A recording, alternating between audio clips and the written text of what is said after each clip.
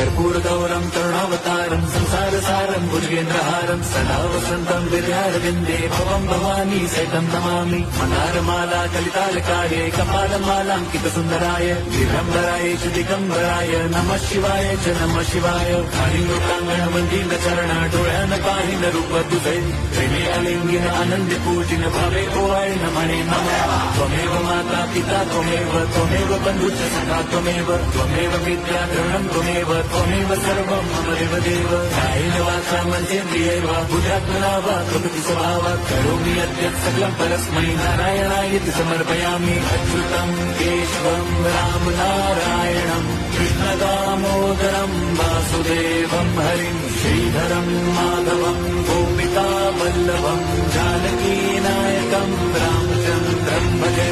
Hare Ram